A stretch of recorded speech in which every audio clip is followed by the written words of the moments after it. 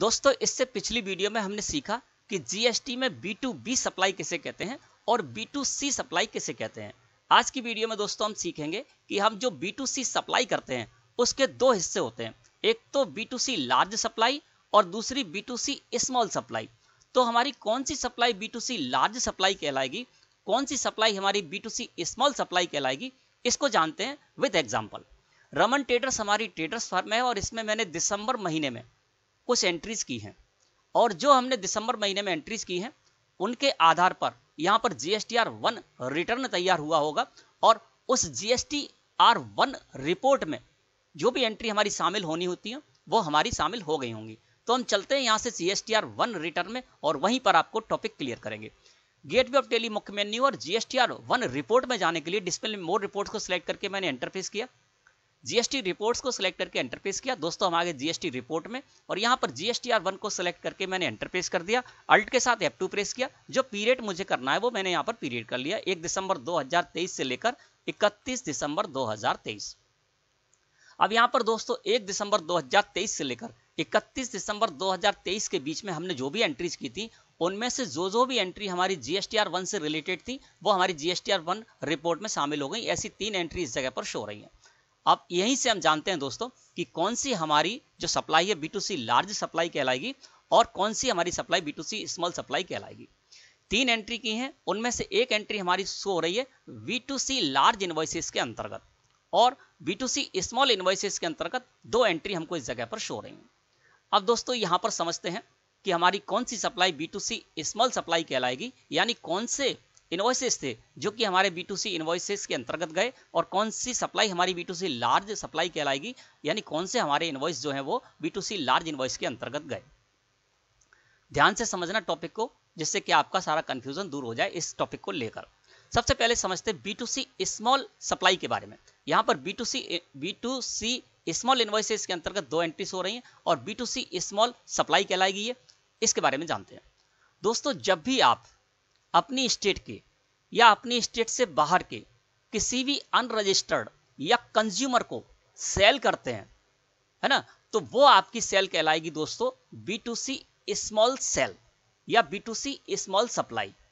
फिर से एक बार दोहरा देता हूं, आप अपनी स्टेट से बाहर के या अपनी ही स्टेट के किसी भी अनरजिस्टर्ड या कंज्यूमर को सेल करते हैं तो वो सारी की सारी सेल जाएगी दोस्तों आपकी B2C स्मॉल इनवॉइसेस के अंतर्गत।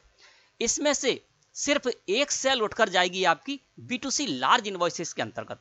वो कौन सी उठकर जाएगी, चलिए जानते हैं। आप अपनी स्टेट से बाहर के, ध्यान रखना, आप अपनी स्टेट से बाहर के किसी अनरजिस्टर्ड या कंज्यूमर को सेल कर रहे हैं और उसका जो बिल दिया है आपने, उसकी इनवॉइस वैल्यू, उसकी लास्ट वैल्यू 2,50,000 रुपए से ज्यादा है, केवल यही एंट्री आपकी B2C लार्ज इनवॉइसेस के अंतर्गत जाएगी। इसके अलावा आप अपनी स्टेट के, अपनी स्टेट से बाहर के किसी भी कंज्यूमर या अनरजिस्टर्ड को जो भी सप्लाई करेंगे वो सारी की सारी सप्लाई आपकी B2C स्मॉल इनवॉइसेस के अंतर्गत ही जाएगी, है ना। अब चलते हैं B2C लार्ज इनवॉइसेस के अंतर्गत। B2C लार्ज इनवॉइसेस के अंतर्गत हमारी जो एंट्री जा रही है उसको हम ओपन करके बताते हैं जिससे कि आपको अच्छे से समझ में आ जाए। यहाँ से B2C लार्ज इनवॉइसेस जिसमें कि वाउचर काउंट में एक एंट्री हो रही थी, इसको सिलेक्ट करके मैंने इंटरफेस किया और इंटरफेस किया तो देखिए हम यहाँ पर आ गए। अब देखिए ये जो मोहित ट्रेडर्स हैं, हमारी जो फर्म है वो मध्य प्रदेश में है। अब मोहित ट्रेडर्स का जो मैंने लेजर क्रिएट किया है तो देखिए ये कहाँ के हैं, उत्तर प्रदेश के हैं, तो ये हमारी स्टेट से बाहर के हैं और साथ ही साथ ये अनरजिस्टर्ड है या कंज्यूमर भी हो सकते हैं, दोनों के लिए एक ही तरह से ट्रीटमेंट आपको करना है। अब ये जो मोहित ट्रेडर्स हैं ये अनरजिस्टर्ड है और हमारी स्टेट से बाहर के हैं, है ना, और इनको जो मैंने सेल की है तो सेल का जो इनवॉइस है उसकी वैल्यू है 2,50,001 रुपया। तो ये एंट्री हमारी चली जाएगी B2C लार्ज इनवॉइसेस में। क्यों? क्योंकि हम अपने स्टेट से बाहर के अनरजिस्टर्ड को या फिर कंज्यूमर को सेल करने जा रहे हैं और जो सेल का बिल हम उसको देने के जा रहे हैं उसकी वैल्यू जो है, इनवॉइस वैल्यू, लास्ट वैल्यू है 2,50,000 से ऊपर है ना, 2,50,001 रुपया है। तो इस वजह से दोस्तों हमारी ये एंट्री कहाँ जा रही है, B2C लार्ज इनवॉइसेस के अंतर्गत। इसके अलावा बाकी जो भी आप अनरजिस्टर्ड या कंज्यूमर को सेल करेंगे और उसका जो बिल देंगे वो सारी की सारी आपकी B2C स्मॉल इनवॉइसेस के अंतर्गत ही जाएगी, है ना। अब चलिए हम इसी इनवॉइसेस को यहाँ पर ले लेते हैं और इसको अब 2,50,000 का कर देते हैं।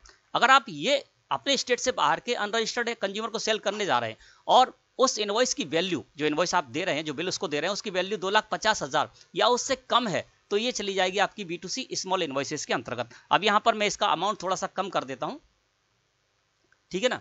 अब यहाँ पर मैं -1 कर देता हूँ, है ना। अब इसकी वैल्यू कितनी होगी, 2,50,000 रुपए। तो अब ये एंट्री हमारी चली जाएगी B2C स्मॉल इनवॉइसेस के अंतर्गत। अब देखिए मैं इस जगह पर आ गया, तो तीनों की तीनों जो हमारी एंट्री थी अब B2C स्मॉल इनवॉइसेस के अंतर्गत आ गई, है ना। अब इस एंट्री को हम फिर यहाँ से इसका अमाउंट इसको 1 रुपये हटा देते हैं, तो ये एंट्री हमारी चलेगी, यानी 2,50,001 रुपए से लेकर और इसके ऊपर जो भी आप एंट्री करेंगे इस तरह की, वो जाएगी आपकी B2C लार्ज इनवॉइसेस के अंतर्गत। देखिए इस जगह पर फिर हमारी एंट्री आ गई, क्यों, क्योंकि अब इसका जो वैल्यू है, इनवॉइस वैल्यू है, वो 2,50,000 रुपए से ज्यादा हो गया, है ना। तो कहने का मतलब ये है दोस्तों कि आप अपनी स्टेट या अपनी स्टेट से बाहर के किसी भी अनरजिस्टर्ड या कंज्यूमर को सेल करने जा रहे हैं, तो वो सारी की सारी सेल आपकी B2C स्मॉल इनवॉइसेस के अंतर्गत आएगी। केवल एक सेल आपकी B2C लार्ज इनवॉइसेस के अंतर्गत आएगी। वो सेल वो होगी जब आप अपनी स्टेट से बाहर के किसी अनरजिस्टर्ड या कंज्यूमर को सेल कर रहे हैं और जो सेल का बिल दे रहे हैं उसकी इनवॉइस वैल्यू, लास्ट वैल्यू 2,50,000 रुपए से ज्यादा है, वो आपकी B2C लार्ज इनवॉइसेस के अंतर्गत चली जाएगी। जब आप GSTR 1 रिटर्न फाइल करने जाएंगे दोस्तों, तो वहां पर भी दोस्तों इसी तरह से आपको टेबल मिलेगी और उस टेबल में जानकारी जाएगी। देखिए ये GSTR 1 में हमें यहाँ अलग अलग टेबल के अंतर्गत जानकारी जाती है। तो जो B2C लार्ज इनवॉइसेस होंगे आपके, है ना, वो आपके इस 5A टेबल के अंतर्गत जाएंगे, B2C लार्ज इनवॉइसेस वाली टेबल के अंतर्गत। और जो B2C स्मॉल इनवॉइसेस होंगे, जो B2C स्मॉल सप्लाई होगी, उसकी जानकारी आपको ये 7 नंबर की टेबल है B2C अदर्स वाली, इसमें जानकारी जाएगी। तो दोस्तों मैं समझता हूँ आज का टॉपिक आपको अच्छे समझ में आ गया होगा। वीडियो अच्छी लगी हो तो लाइक करें। धन्यवाद।